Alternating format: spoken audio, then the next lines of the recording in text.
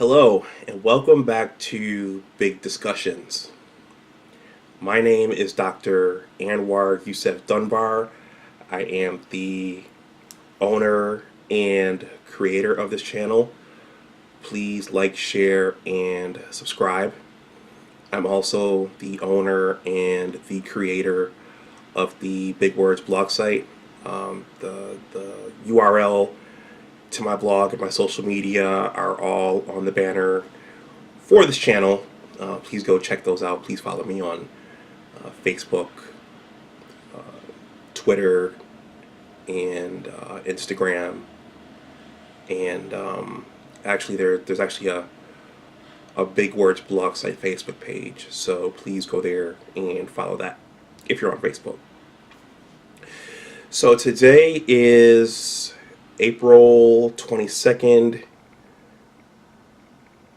2019. It's the day after Easter Sunday. And I was originally I was going to do something scientific.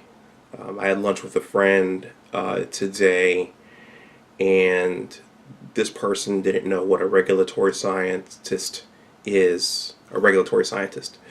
So I think that it's time to go back into the sciences and talk about science. This person was Black/African American, so again, that's something that I see quite a bit when I meet new people from my community, and that's that there's a low level of awareness for the sciences. So there'll be more science vlogcasts coming up in May and beyond, so look out for those. What I decided to do was to continue to ride the financial literacy month wave. So we have about a week left in April, so I wanted to continue to ride that wave a little bit and generate content in that area, which I find to be a fun area myself. For this vlogcast, I'm going to delve into careers and talk about something. I'm going to put a career spin on it. And for this vlogcast, as you can see, I'm wearing my Johnson C. Smith University DC alumni chapter t-shirt, so I'm repping my HBCU in this vlogcast. So the title of this vlogcast is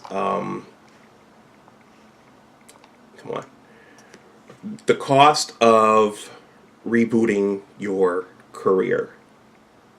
So let's delve into that. So I was originally going to write something about this. This is something that's been rolling around in my mind for a while, and I think I decided I'm just gonna do a video version of this, and later on, if there's time, because time is pretty short right now based upon everything that I'm doing, if there's time later on, I'll do a print version of this, but I decided to do video. And I'm once again piggybacking off of Dr. Boyce Watkins, because he talks about Black economic empowerment, and he talks about financial literacy and money and those kinds of things, and that's a favorite topic of mine. Yesterday, I saw on YouTube that he posted a still shot which said that student loans are obliterating Black wealth. So he had a picture of a despondent young Black man there, and it said student loans are obliterating Black wealth. And then there were comments under there of people talking about it. So again, even though I'm Black, and this is kind of going to be nuanced and maybe grounded in my experiences a little bit, this is going to be pretty much for everybody in terms of the audience, particularly white collar people. And I'm going to get into just briefly what that is, the difference between white collar and blue collar, because that's a very important distinction. So the cost of rebooting your career. So when you think about the term reboot, the typical context for that is your computer. So sometimes we're running so many things on our computers at once. We have so many applications going, and it could be an old computer, and sometimes the computer freezes or malfunctions, and you sit there and try to troubleshoot it, and that doesn't do anything to it, and then sometimes you just have to reboot it. So you have to turn it off, give it a chance to rest, and then just restart it. And when I was in graduate school, there was a device in our lab called the HPLC, High Performance Liquid Chromatography device, and it was run by a PC, a PC, and sometimes it would freeze, or the computer would get tired, and our postdoctoral scientist would just say, I think you just need to reboot it. So we would reboot it, and it would start over, and it would be happy. So, but in this instance, I'm simply using the term reboot as starting from scratch. And actually, one of my classmates, or one of my fellow lab mates, when I was working on my thesis research, he often said, I need to reboot. I just feel like I need to reboot. So he'd get so burned out, and he would need to just kind of shut things off and start fresh the next day, or maybe just take a vacation. So reboot means just to start over from scratch, blow up what you're doing, and then just start over anew. That's reboot. So I'm going to transition into a little story here to set up what all I have to say. So it's story time. So there once was a young man in his mid to late 30s. And he was in love with a young woman of the same age. Of course, some people would not consider mid to late 30s young, but age is relative. So there was once a dashing, charming young man who was in love with a woman around the same age.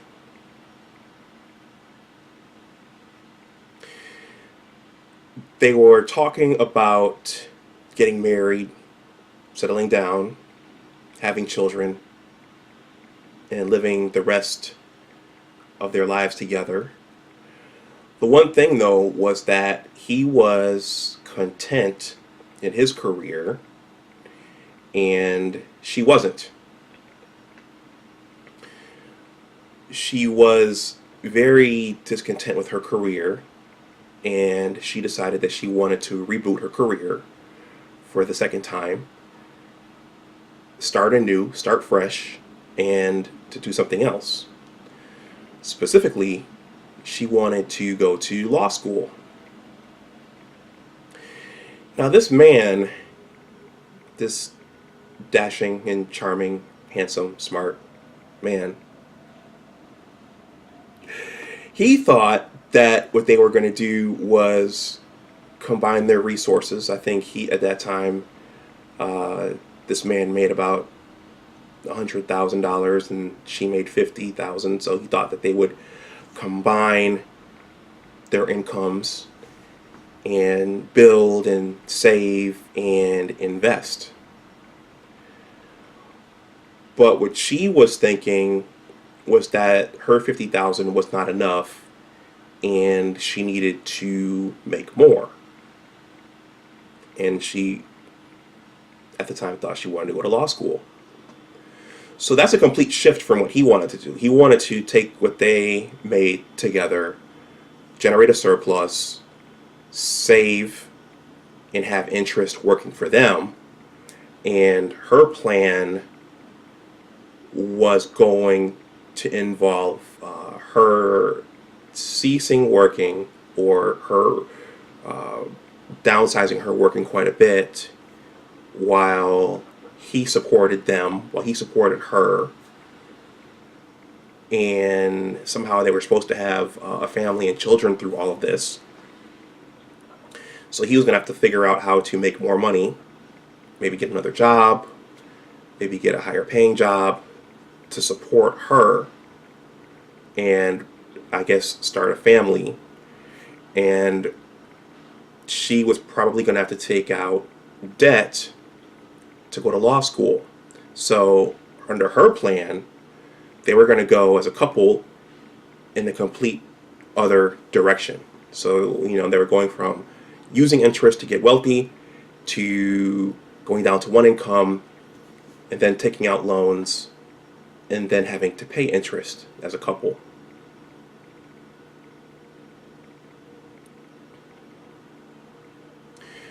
So he saw this. Basically, they were going to, he was going to have to support her, which in some instances is okay.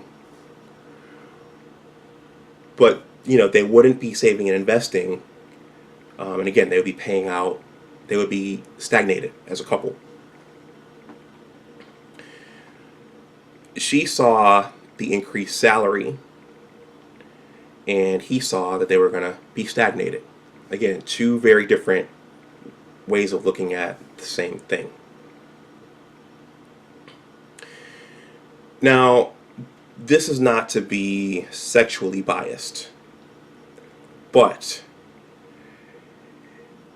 his assessment was accurate of what was about to happen if he were to proceed down this road. And but there was something else. There was something important that he even missed out on, and something that didn't even occur to him. So what they both didn't recognize was that there was going to be a significant amount of time for her to make her peak earnings. And so she was in her mid to late 30s, and the market was already, from what they heard, the market was already saturated with lawyers. So she was in her mid 30s. The market was already saturated with lawyers, and so an important point here in terms of the market being saturated with lawyers is that, and this is something my mentor taught me, it's the economy that dictates what jobs are needed. Okay, let me say that again. This is very, very important. It's the economy that dictates what jobs are needed and what jobs are going to be paid for. So quite often, we want to go to school to pursue something and to pursue a field because that's what we like or that's what we think we want to do. But it's also important to think about what the economy is asking for. Right now, the conditions are such that there is a need for STEM professionals. And there is a need for example, for individuals who know how to write blockchain applications. So it's the economy that dictates what jobs are needed and which jobs will be paid for, regardless of what we want to study when we go to school. That's a very important distinction. So in terms of schooling and in terms of starting a career or rebooting your career, when it comes to a white collar career, and a white collar career is usually someone who has to go to college. It's a person who usually earns a bachelor's, a master's, a PhD, or an MD, or a JD, or PharmD.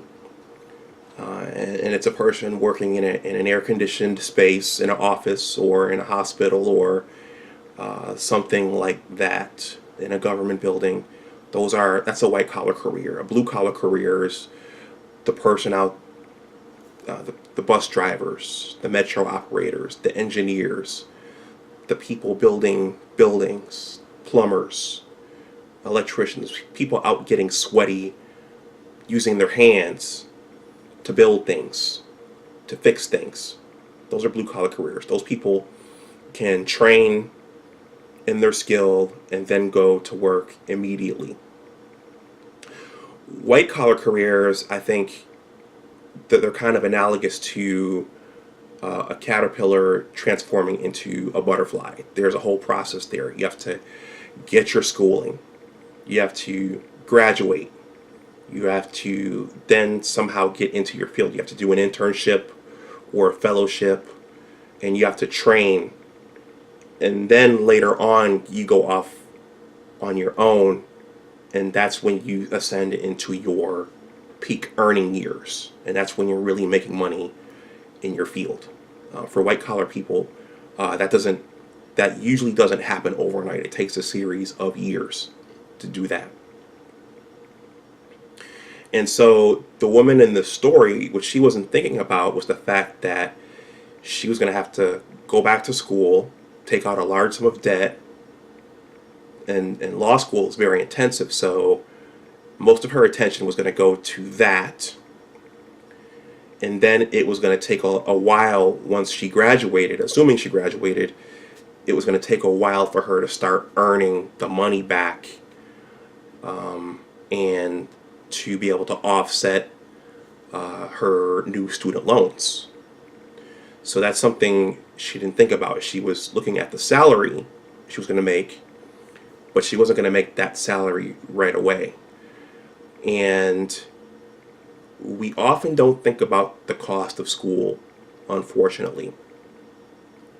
And that's something that should be highly considered for young students and also for people looking to go back to reboot their careers.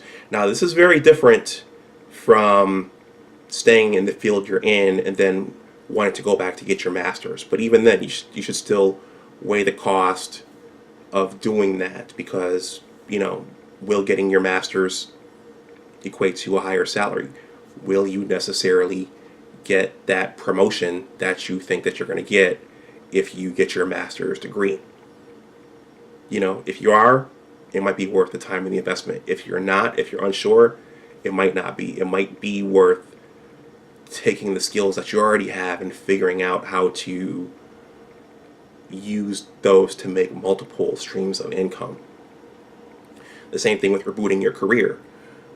Will starting over from scratch necessarily get you to where you want to be?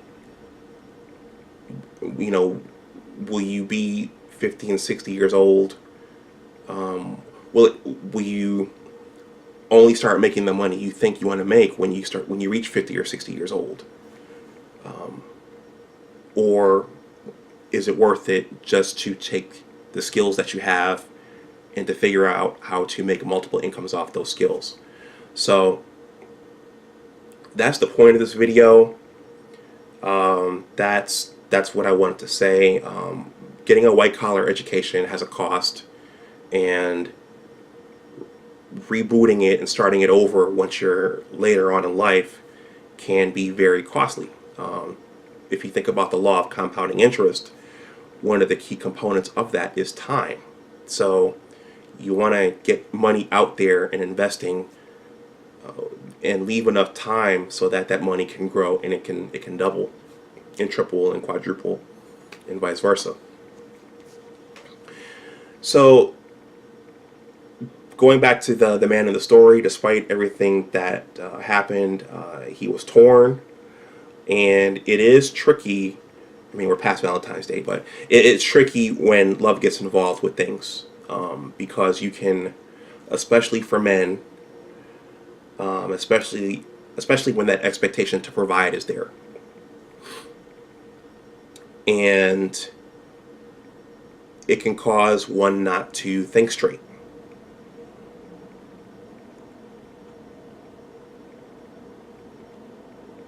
I'm going to leave my Father's Day 2018 post in the description box. I think I'm going to leave my law of compounding interest piece in there too, because it talks about the importance of the important role time plays in investing your money, in thinking about how to put your money to work for you. And my Father's Day 2018 post talks about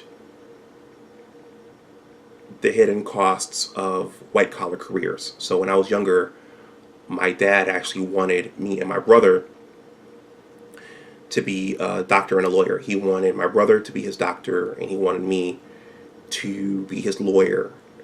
But we never really talked about the cost of those careers and the amount of work that would go into those careers.